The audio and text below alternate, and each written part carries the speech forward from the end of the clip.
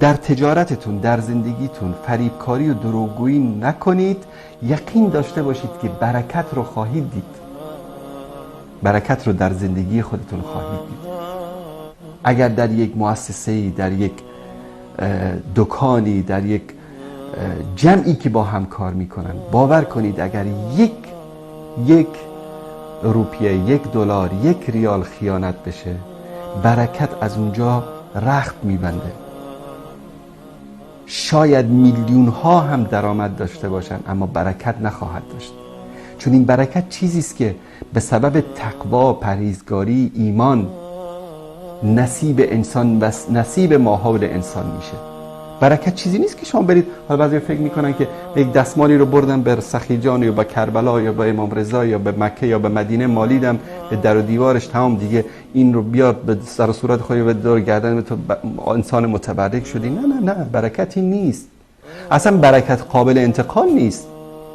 اینه که فکر میکنن که مثلا دستمالی رو به یک جای بمالن و بعد این دستمال متبرک شده، بعد این رو در خونه خودشون نگه دارن یا دور گردنشون، در ماشینشون یا تو مغازهشون آویزان کنن، متبرک میشن. نه خیر، برکت قابل انتقال نیست.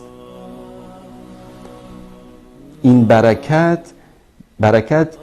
مقید به زمان هست، مقید به مکان هست، مقید به اشخاص هست. مکه متبرک است، مدینه متبرک است. زمانهایی مانند رمضان، مانند 10 روز ماه ذوالحجه، اینا متبرک است. یعنی تبرک قابل، یا شخص رسول الله صلی الله علیه و شخص مبارکی هستن، برکت از اونها قابل انتقال به کسی دیگری نیست. یعنی وقتی که تو اومدی مثلا پارچه‌ای رو به در و دیوار مسجد پیامبر زدی، فکر نکن که اون برکت منتقل میشه به بدن تو. برکت در زندگی تو بر اساس تقوای تو است، بر اساس پرهیزگاری تو است، بر اساس ایمان تو است. چقدر انسان مؤمن باشی، چقدر انسان متقی باشی، چقدر انسان پرهیزگار باشی، به همان اندازه انسان مبارک خواهی بود. به همان اندازه انسانی خواهی بود که الله سبحانه و تعالی برکت در زندگی تو عطا می‌کند. پس یکی از درس‌های مهم رمضان این است که ما خودمون رو کنترل بکنیم، انسان خویشتن‌دار باشیم. همه جوارحمون رو، زبانمون رو، دستمون. روزه هست موسیقی میشنوه، تو گوشت رو نمیتونی یک ماه رمضان کنترل بکنی.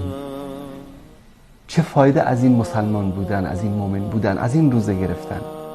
چشمی که خاصتا حالا فعلا شاید در افغانستان خیلی کمرنگ شده باشه، قبلا ماه رمضان موسم سریال ها و فیلم های مبتذل و کانسرت ها و نمیدونم برنامه های مزخرف و مبتذل شده بود. طرف صبح تا شام گرسنگی کشیده، شب تا صبح فیلم و سریال میبینه.